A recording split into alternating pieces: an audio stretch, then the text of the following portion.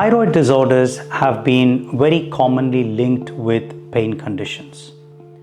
Between thyroid disorders, you can have an issue where there can be an excessive change in how the thyroid functions, which is called hyperthyroidism. But more commonly associated with chronic pain is actually a lowered release of thyroid hormone, which is called hypothyroidism.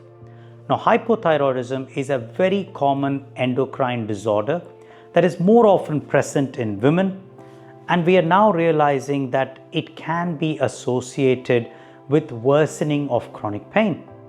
And this is something that is not often very well appreciated by the general population and can often be then mistaken or confused as some other problem occurring parallelly to the thyroid issue.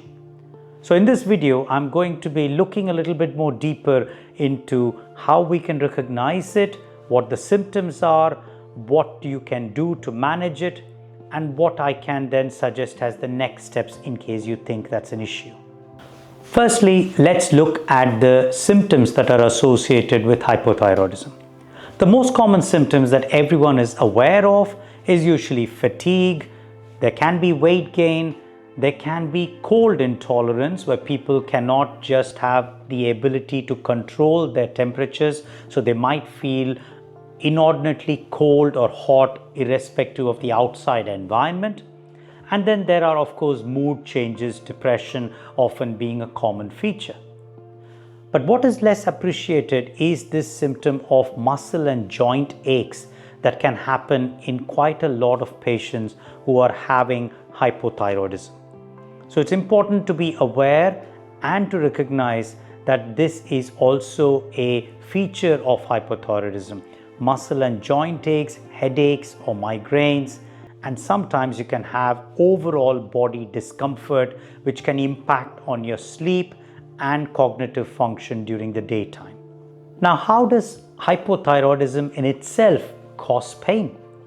There have been many mechanisms suggested, but broadly we think that when there is this hormone imbalance, the lowered thyroid levels itself can cause this kind of change in the hormone levels, and that can predispose the nervous system to feel more sensitized and vulnerable to fire off, and that can be a common factor for chronic pain. A second way that lowered thyroid hormone causes is actually a reduction or a change in the metabolism. Because the thyroid hormone is so important for controlling the basal metabolic rate of the body, the lowered metabolism can also mean the change in the nutrients, and that can also be a predisposing factor for chronic pain. And lastly, we know that certain forms of hypothyroidism can actually change how the nervous system in the periphery gets nutrition. So it causes a kind of peripheral neuropathy, and people can often feel pins and needles or tingling or numbness or altered sensation in their hands or feet. That's the third kind of problem that happens with hypothyroidism and chronic pain. So what are the types of chronic pain that can happen when you have hypothyroidism?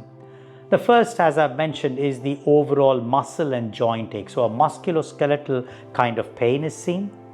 The second is this overall wide body discomfort, which can be associated with lowered sleep.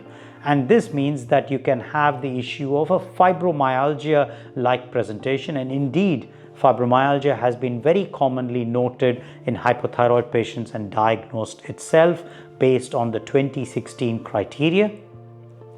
And lastly, headaches and migraine are the third kind of pain that are often seen in hypothyroid patients. So what's the management and treatment of this kind of hypothyroidism related chronic pain? First of all, assessing and testing for the thyroid levels, the level of T3, T4 and TSH, which is most commonly done, is important. And correcting often, giving the thyroid replacement can make a big difference in pain. Other pain management approaches while you're correcting the thyroid levels could involve symptomatic management using some pain medication. Now, these might be anti-inflammatories, depending on the intensity of pain, a very short-term course of stronger medication or nerve pain medication or even opioids. But these all would have to be discussed with your specialist and would have to be considered carefully in light of your personal medical history as well. And then, of course, there are so many other well-evidenced non-drug pain management approaches such as physical therapy, attention to sleep, various lifestyle measures in terms of nutrition, in terms of mind-body techniques, and in terms of pacing and management strategies. This kind of a combined approach can really help in supporting you overcoming your hypothyroidism related chronic pain. So if you feel that your chronic pain or you've developed pain that has been associated with less than satisfactorily controlled hypothyroidism, then this might be a good reason to reach out to your specialist in primary care or secondary care or a pain specialist to get further help and support.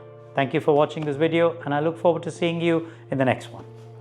Thank you for watching the videos. I hope you're getting value from them. Don't forget to subscribe and hit the bell button for notifications on when the next videos are to be released.